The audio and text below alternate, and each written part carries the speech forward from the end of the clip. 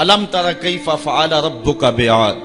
اب قریش مکہ جو مسلمانوں پہ ظلم و ستم کرتے ہیں تو عاد کو اور سمود کو اور فرعون کو قریش مکہ بخوبی جانتے تھے، کیونکہ جو عاد اور سمود ہیں یہ تو بالکل جو ہیں وہ عرب کے اندر ہیں، اور یہ ان لوگوں کو اچھی طرح جانتے تھے، ان کی کہانیاں بھی ازبر تھی۔ اور فرعون کی غرقابی مصر میں اہل کتاب بنی اسرائیل کے ساتھ ان روابط کی وجہ سے اس کو بھی یہ خوب سن چکے تھے۔ تو اللہ تعالیٰ جل شانہ نے اگرچہ بہت ساری بستیاں برباد کی ہیں، بہت ساری سنگتیں تباہ کی ہیں، لیکن ان کو خاص طور پہ ان تین چیزوں کی طرف توجہ دلائی کہ آج تم اپنی چھاتی چوڑی کر کے چلتے ہو، لیکن اس کہانی کو یاد کرو۔ اللہ اکبر۔ الم تر کیف فعل ربک بعاد، کیا تم نے نہ دیکھا کہ تمہارے رب نے عاد کے ساتھ کیا سلوک کیا؟ ارم ذات العماد، یہ کون عاد تھے؟ یہ عاد ارم تھے، انہیں عاد اولا بھی کہا جاتا ہے۔ حضرت نوح علیہ السلام کے بیٹے حضرت سام اور حضرت سام کے بیٹے ناقوس اور ان کے بیٹے ارم، اور ارم کا بیٹا عاد تھا، اور یہ عرب بائدہ جس کو کہتے ہیں یا جس کو عاد اولا اور عاد اخرى کہتے ہیں، یہ اسی عاد کی اولاد سے حضرت نوح علیہ السلام کا جو چوتھی پشت میں بیٹا ہے۔ اور یہ عرب جو ہیں یہ سارے سامی ہیں اور ان نسل سے جو ہے وہ آئے ہیں، تو اس لیے ان کو یہ بخوبی جانتے تھے چونکہ ان کے اباء و اجداد تھے۔ تو اللہ تعالیٰ جل شانہ نے فرمایا کہ الم تر کیف فعل ربک بعاد، جانتے ہو کہ تمہارے رب نے عاد کے ساتھ کیا کیا؟ عاد وہی ارم ذات العماد، وہ ارم والے عاد، ذات العماد جو اونچی اونچی عمارتیں بناتے تھے۔ آج کل بھی دنیا پہ ٹاور بن رہے ہیں، تو سب سے پہلے اس بات کا آغاز اور اس فن کا جو ہے وہ ایجاد جو تھا وہ قوم عاد نے کیا تھا۔ حضرت ہود علیہ السلام قوم عاد کی طرف نبی بن کر آئے اور انہوں نے ان کو سمجھایا کہ جو ہے وہ تم اللہ کی طرف آ جاؤ اور اپنی زندگی کے اندر اچھائیاں اور حسن پیدا کر لو، لیکن انہوں نے اللہ کے نبی کی ایک بات نہ مانی اور کہا کہ ہمارے یہ مضبوط قلعے اور یہ قصور اور عالی نصب عمارتیں تم ان کو نہیں دیکھ رہے، ان کی ہیبت کیا ہے؟ اور پھر چونکہ ان کو خود بھی بڑا وجود دیا گیا تھا، اللہ خود کہتا ہے اللاتی لم یخلق مثلها فی البلاد، کہ ان جیسا شہروں میں پیدا ہی نہ کوئی ہوا تھا، جتنے وہ جسیم تھے، جتنے وہ زوراور تھے اور ان کی چھاتی میں جتنی طاقت تھی۔ تو اللہ تعالیٰ فرماتا ہے کہ ان جیسا پیدا نہیں کیا گیا، لیکن پھر زمانے نے دیکھا کہ قوم عاد کے ساتھ سلوک کیا ہوا، ان کی بستیاں الٹ کے رکھ دی گئی اور صرف کھنڈرات باقی رہ گئے، جو ہے وہ عبرت کی کہانی ماں بعد آنے والی قوموں کو سنانے کے لیے۔ وَثَمُودَ الَّذِينَ جَابُوا الصَّخْرَ بِالْوَادِ، اور قوم سمود جنہوں نے وادی میں پتھر کی چٹانیں کاٹی۔ یہ مدینہ اور شام کے درمیان یہ وادی پڑتی ہے۔ حضرت صالح علیہ السلام جو ہے وہ اس قوم کی طرف نبی بن کر مبعوث ہوئے تھے۔ یہ پتھروں کی چٹانوں کو آج بھی وادی القرا کے اندر ان کے نشانات دیکھے جا سکتے ہیں۔ تو وادی قرا کے اندر انہوں نے پہاڑوں کے پہاڑ چیر کے ان کے اندر مضبوط پناہگاہیں بنائی تھی۔ آج کے زمانے میں ایٹم بم بھی پھینکا جائے تو وہ وہاں تک نہ پہنچ پائے۔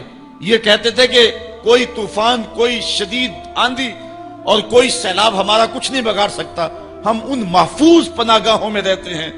لیکن پھر وہ بھی عبرت کا نشان بن گئے۔ ہوا کیا کہ جب وہ پتھروں کی چٹانیں چیر کر کے اپنے مکان بناتے تھے اور اسی شغل میں رہتے تھے، تو حضرت صالح علیہ السلام نے جو ہے وہ پتھر سے زندہ اونٹنی نکال کے دکھا دی اللہ کی اذن سے، اور کہا ہاذہ ناقۃ اللہ، یہ اللہ کی اونٹنی ہے۔ چونکہ یہ اس طریقے سے نہیں آئی ہے، یہ خاص وہ ساری اونٹنی اللہ کی ہیں، لیکن نسبت تشریفیہ اس کی طرف ہو گئی۔ اب کہا کہ اس کی باری کا حوض کا پانی تم نے نہیں پینا، اور جب اس کی باری ہوگی یہ پیے گی، اور جب تمہاری باری ہوگی تو تم پیو گے۔ جس دن وہ اونٹنی پیتی تھی تو سارا حوض پی جاتی تھی، لیکن یہ نہیں تھا قوم پیاسی رہتی، دودھ اتنا دیتی کہ پوری قوم سیراب ہو جاتی۔ اچھا، انہوں نے کیا کیا؟ اس اونٹنی کے پاؤں کاٹ دیے، اس تکبر سے کہ ایک طرف پوری قوم اور ایک طرف اونٹنی ہو کے، ایک جانور ہو کے اس کو یہ اعزاز اور تکریم اور پروٹوکول دے دیا گیا کہ وہ پورا دن حوض پہ وہ مالکن ہو حوض کی اور ہم حوض کے قریب نہ جا سکیں۔ یہ انہوں نے نہیں دیکھا کہ ہاذہ ناقۃ اللہ، یہ اللہ کی اونٹنی ہے، نسبت کتنی اونچی ہے۔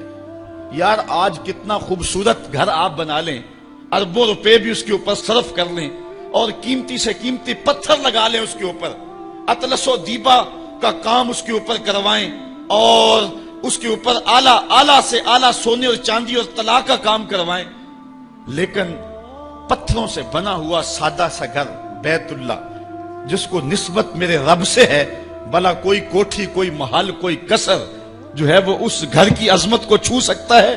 اس لیے کہ وہ بیت اللہ ہے، تو وہ قوم جتنی بھی سربلند کیوں نہ ہو، اللہ نے اس اونٹنی کو اعزاز یہ دیا تھا ناقۃ اللہ، وہ اللہ کی اونٹنی تھی۔ اچھا، انہوں نے اس کی توہین کی، اس کے پاؤں کاٹ دیے، تو اس اونٹنی کا ایک بچہ تھا، اس نے چیخ ماری، درد سے جب وہ چیخا تو اللہ کا عذاب آ گیا اور یہ عذاب میں مبتلا ہو گئے۔ اللہ اکبر، قوم عاد کا جو حال ہوا، قوم سمود کا پھر جو حال ہوا، وہ زمانے نے دیکھا۔ آگے ارشاد فرمایا وَفِرْعَوْنَ ذِي الْأَوْتَادِ، وہ فرعون جو کیلوں والا تھا۔ یہ ذی الاوتاد اس کو کہا گیا، اس کی کئی مفسرین نے وجہ بیان کی ہیں۔ اس کا اتنا بڑا لشکر تھا کہ لشکر میں جہاں پڑاؤ کرنا ہوتا، اس لشکر کے لیے جو خیمے لگائے جاتے، اس خیمے کی تنابیں جن کیلوں کے ساتھ باندھی جاتی، 70 اونٹ ان کیلوں کو اٹھا کے چلتے تھے، اس لیے کہا گیا یہ میخوں والا فرعون ہے۔ یا مفسرین نے کہا دوسری وجہ یہ ہے کہ جو فرعون کی بات نہ مانتا تو اس کو جو ہے وہ لٹا کر کے اس کے ہاتھوں اور اس کے پاؤں کے اندر میخیں ٹھونک دیتا تھا، نام پڑ گیا میخوں والا فرعون۔ تو جس کو اتنا ناز تھا کہ کوئی میری جھوٹی خدائی سے سر کیوں پھیرے، اور اس کو وہ عبرتناک سزا دیتا تھا، پھر فرعون وہ نیل کی موجوں میں بے بس تھا اور ہاتھ جوڑ کے کہہ رہا تھا آمنت برب موسیٰ، میں اب موسیٰ کے رب پہ ایمان لاتا ہوں، لیکن پھر اس وقت اس کا ایمان لانا فائدہ بخش نہ ہوا۔ تو اللہ فرماتا یہ سب کچھ تم دیکھ چکے ہو۔ الذین طغوا فی البلاد، یہ وہ لوگ ہیں قوم عاد، قوم سمود اور فرعون جنہوں نے شہروں میں سرکشی کی، اللہ کے حکموں کو توڑا، جھوٹی خدائی کے دعوے کیے۔ پھر کیا ہوا؟ فَأَكْثَرُوا فِيهَا الْفَسَادِ، پھر انہوں نے بہت زیادہ فساد پھیلا دیا۔ اللہ تعالیٰ جل شانہ نے ان کی شر کو، ان کے فساد کو جو وہ کرتے رہے اللہ دیکھتا رہا، لیکن جب حد سے زیادہ ہی بڑھنے لگے فَصَبَّ عَلَيْهِمْ رَبُّكَ صَوْتَ عَذَابٍ، تو پھر تیرے رب نے ان پر اپنے عذاب کا کوڑا برسایا۔ پھر جو ان کا حال ہوا، اللہ اکبر، ان ربک لبالمرصاد، بے شک تمہارے رب کی نظر سے کچھ غائب نہیں ہے، تمہارا رب تمہارے ایک ایک عمل کو، ایک ایک کرتوت کو دیکھ رہا ہے۔ اے قریش مکہ، تم کیا ہو؟ تمہاری کیا حیثیت ہے؟ عاد و سمود کی بستیاں تمہارے رب نے الٹ کے رکھ دی، تمہارے رب نے فرعون جس کو جھوٹی خدائی کا گھمنڈ تھا لشکر سمیت نیل کی موجوں میں ڈبو دیا، تو کیا تم باقی رہو گے؟ اس لیے ان کہانیوں کو بیان کیا۔ فَصَبَّ عَلَيْهِمْ رَبُّكَ صَوْتَ عَذَابٍ إِنَّ رَبَّكَ لَبِالْمِرْصَادِ۔ یہ کہانی بیان کرنے کے بعد انسان کی کج فکری پر اللہ تعالیٰ نے کتنی خوبصورت جو ہے وہ چیز ارشاد فرمائی۔ فَأَمَّا الْإِنسَانُ إِذَا مَا ابْتَلَاهُ رَبُّهُ فَأَكْرَمَهُ وَنَعَمَهُ فَيَقُولُ رَبِّي أَكْرَمَنِ۔ انسان کی فطرت ہے جب اللہ تعالیٰ اس کو رزق دیتا ہے، دولت کے دروازے اس کے لیے کھولتا ہے، اس کو جاہ و منصب ملتا ہے، اور یہ اللہ تعالیٰ اس کو جاہ و منصب دے کے، دولت دے کے، اس کو پیسہ روپیہ دے کے اس کی آزمائش کرتا ہے، لیکن اس کو آزمائش نہیں سمجھتا۔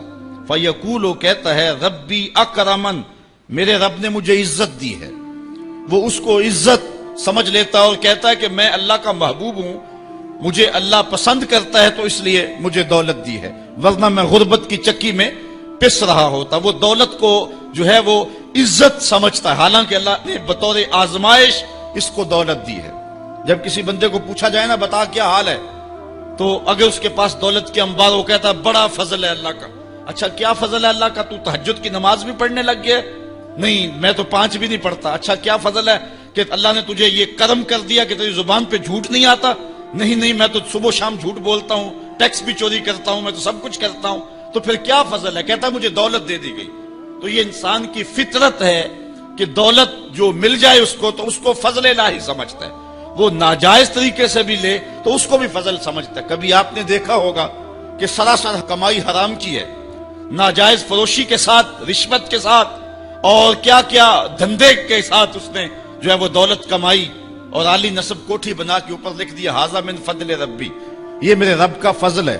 حالانکہ یہ تو قہر تھا، آزمائش تھی اس کے اوپر، لیکن وہ شیطان نے اس کو جس راستے پہ لگایا اور شیطانی دھندے کے ساتھ جو اس نے دولت کمائی، اس کو بھی یہ فضل ربی قرار دے رہا ہے اور سمجھتا ہے کہ واقعی میں رب کا فضل ہے۔ نہیں، اللہ فرماتا ہے ایسا نہیں ہے، یہ اس کی کج فکری ہے۔ فضل یہ نہیں ہے کہ کسی کو دولت دے دی جائے، فضل یہ ہے کسی کو تہجد کے سجدوں کی توفیق دے دی جائے، فضل یہ ہے کسی کے سینے کے اندر ایمان کا چراغاں کر دیا جائے، فضل یہ ہے کہ کوئی شخص جھوٹ بولنا چاہے بھی ایک غیبی طاقت زبان کو پکڑ لے، میرے بندے تو محمد عربی کا نوکر ہے اور محمد عربی صادق بھی تھا، امین بھی تھا، تو جھوٹ بولنا اچھا لگتا ہے، تو وہ جھوٹ بولنا چاہے بھی تو نہ بول سکے۔ یہ ہے رب کا فضل، یہ ہے رب کی کرم نوازی اور یہ ہے رب کے رحم کا انداز۔ لیکن انسان کی کج فکری ہے، اللہ آزماتا ہے اس کو دولت دے کے، حالانکہ دولت کی آزمائش بہت ڈاڈی آزمائش ہے۔ حضرت عبداللہ ابن مبارک کہتے ہیں ہمیں غربت سے بھی آزمایا گیا اور دولت سے بھی آزمایا گیا۔ غربت کی آزمائش میں تو ہم پورے نکلے، لیکن دولت کی آزمائش میں ہم پورے نہ نکل سکے۔ یہ آزمائش زیادہ سخت آزمائش ہے، لیکن فیقولو بندہ کہتا ہے ربی اکرمن، میرے رب نے مجھے عزت دے دی، کوئی عہدہ مل جائے، کوئی شان و شوکت دنیا کی مل جائے، چاہے وہ اس کا ذریعہ کوئی بھی ہو، بندہ کہتا جی فلاں پہ بڑا ہی اللہ کا فضل ہو گیا۔ یار ایک معمولی شخص تھا، گلی سے نکلا، اب دیکھو جو ہے وہ وزارت کا قلم دان تھامے ہوئے ہے، بڑا فضل ہوا۔ کیا فضل ہوا اس کے اوپر کہ اس نے جائز ناجائز ہر راستہ جو ہے وہ اختیار کیا اور رب کو قدم قدم پہ ناراض کیا، اور ہم اس کو فضل گردان رہے ہیں۔ کہا فضل نہیں ہے، یہ ڈاڈی آزمائش ہے۔ لیکن انسان کی کج فکری ہے، وہ اس کو فضل کہہ رہا ہے۔ اچھا ایک اور انسان کی کج فکری دیکھیے، وَأَمَّا إِذَا مَبْتَلَاهُ فَقَدَرَ عَلَيْهِ رِزْقَهُ فَيَقُولُ رَبِّي أَهَانَنِ، اور اگر اللہ آزمائے اور اس کا رزق اس پر تنگ کر دے، فَيَقُولُ تو پھر کہتا ہے رَبِّي أَهَانَنِ، میرے رب نے تو مجھے خوار کر دیا، میرے رب نے تو مجھے ذلیل کر کے رکھ دیا۔ یہ فطرت ہے انسان کی کہ اس کو تھوڑی سی سختی ملے، دولت کے انبار جو تیزی کے ساتھ آ رہے ہیں تھوڑا سا کم ہو جائیں اور اس کو غربت کی چکی میں پیسا جائے، تو یہ بھی اس کی آزمائش تھی۔ دولت دے کے آزمائش کی گئی کہ کیا راہ خدا میں لٹاتا ہے کہ نہیں لٹاتا، میرے راستے کے اندر اس کو خرچ کرتا ہے کہ نہیں کرتا۔ یتیم، غریب، مسکین، لاچار، مجبور، نانے شبینہ کو ترستے ہوئے، بیمار، کیا ان کو ڈھونڈ ڈھونڈ کے ان کی دہلیز پہ پہنچتا ہے کہ نہیں پہنچتا۔ ایک تو یہ آزمائش تھی، لیکن اس نے اس کو آزمائش نہیں، اس کو عزت سمجھ لیا۔ اس نے کہا کہ میرا اللہ میرے پہ راضی ہے تو تبھی اتنی دولت دی ہے۔ اچھا اگر دولت اللہ کی رضا کی علامت ہوتی تو فرعون دولت مند نہ ہوتا، قارون کو خزانہ نہ دیا جاتا۔ اور دوسری بات، جب اس کو دولت نہیں دی جاتی، غربت میں آتا ہے تو کہتا ہے میرے رب نے مجھے رسوا کر دیا۔ یہ بھی اس کی کج فکری ہے۔ یار وہ بھی تو ہوئے ہیں کہ زمانے کے اندر ایک پھوٹی کوڑی بھی ان کے پاس نہیں رہی ہے۔ اللہ اکبر، آؤ دیکھو فقر بوذر کو سلام کرو، آؤ دیکھو فقر اویس کو سلام کرو، اچھا آ جاؤ حضور کی دہلیز پہ فقر محمدی کو سلام کرو۔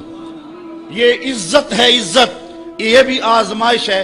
اللہ دیکھتا ہے کہ فقر کی آزمائش میں کون پورا نکلتا ہے۔ زبان پر جو ہے وہ ناشکری کے لفظ تو نہیں لاتا، مل جائے اللہ کی طرف سے عطا ہو تو وہ بھی آزمائش ہے کہ اس پہ شکر ادا کرتا ہے کہ نہیں کرتا، اور نہ ملے تو یہ بھی آزمائش ہے کہ اس پہ صبر کرتا ہے یا کہ نہیں کرتا۔ واویلا کر دیا، شور و غل مچا دیا، لٹ گیا، میرے پاس کچھ دیا، اپنی غربت کے اشتہار لگا دیے، ایک ایک شخص کے آگے ہاتھ پھیلاتا پھرتا ہے، اپنی غربت کی عزت کو پامال کر رہا ہے، اس امتحان میں ناکام ہو گیا۔ اب سنو اللہ کیا ارشاد فرماتا ہے، کلا بل لا تکرمون الیتیم، تم کہتے ہو کہ ہمیں دولت نہیں ملی تو رسوا کر دیا گیا، اور دولت مل گئی تو اللہ کا فضل سمجھتے ہو۔ اللہ فرماتا ہے ایسا نہیں ہے، اگر تمہیں آزمائش میں ڈالا گیا ہے تو تم اس آزمائش میں کہاں تک پورے نکلے ہو۔ آج تمہارے اوپر جو سختیاں آئی ہیں، آج اللہ تعالیٰ کی اگر ناراضگی ہے تو اس کا یہ سبب نہیں ہے کہ تم کو دولت نہیں دی گئی، بلکہ سبب کیا ہے، غور کیجئے۔ کلا، ایسا ہرگز نہیں، جو اس کی فکر تھی کلا سے نفی کر دی گئی، اور اس بات کس چیز کا کیا گیا، بل لا تکرمون الیتیم، تم یتیموں کو عزت نہیں دیتے ہو۔ اصل بات یہ ہے جو بات سوچنے کی ہے۔ اب قرآن کا یہاں اسلوب دیکھیے، میں قربان جاؤں قرآن کے اسلوب پہ۔ ایسے ہی نہیں، جب اکرمہ ابو جہل کا بیٹا اسلام کے حصار میں آتا ہے تو قرآن پڑھتا ہے نا تو اشش کر اٹھتا ہے، اور پھر روتا ہے اور کہتا ہے ہاذا کلام و ربی، یہ میرے رب کا کلام ہے۔ اور قرآن بتا رہا ہے، اس کا لہجہ بتاتا ہے، اسلوب دیکھیے۔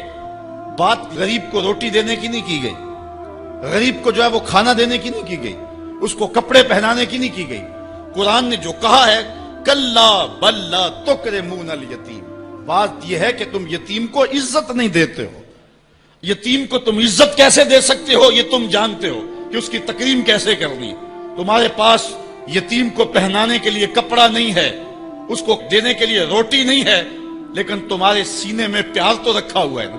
اس برہنہ یتیم کو سینے سے لگا کر کے اس کا ماتھا تو چوم سکتے ہو نا۔ رب یہ نہیں دیکھتا روٹی کس نے دی، رب یہ دیکھتا یتیم کو پیار کس نے دیا۔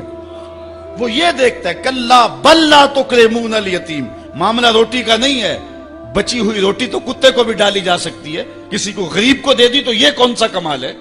جو دیگیں بچ گئی وہ مدرسے میں بھیج دی، یہ کمال کی بات نہیں ہے۔ وہ گندگی کے ڈھیر پہ بھی تو پھینکنی تھی، خراب ہو جاتی، 2 گھنٹے اور پڑی رہتی۔ معاملہ یہ نہیں ہے، معاملہ تکریم کا ہے۔ اب وہ بھی سوچیں، عید آ رہی ہے، مینڈکوں کی طرح نکلیں گے سماجی رہنما اور سماجی کارکن، اخباروں میں تصویریں چھپیں گی، غریب عورتیں لائن میں لگی ہوئی ہیں، غریب مرد لائن میں لگے ہوئے ہیں، اور جو ہے وہ صاحب جو ہے وہ ایک ایک توڑا آٹے کا، ایک ایک تھیلا آٹے کا دے رہے ہیں، اور 10 جو ہے وہ فوٹوگرافر تصویر کھینچ رہے ہیں۔ اگلے دن 15 اخباروں کے اندر تصویریں لگی ہوئی ہیں۔ میں اس دن بھی کہا تھا کہ اس انداز کے ساتھ غریبوں کی غربت کا اشتہار لگانے والا سوچے کہ اس لائن میں اگر اس کی بیٹی کو کھڑا ہونا پڑے تو اس کا پھر انداز کیا ہو۔ بات یہ نہیں، بات تکریم کی ہے۔ کلا بل لا تکرمون الیتیم،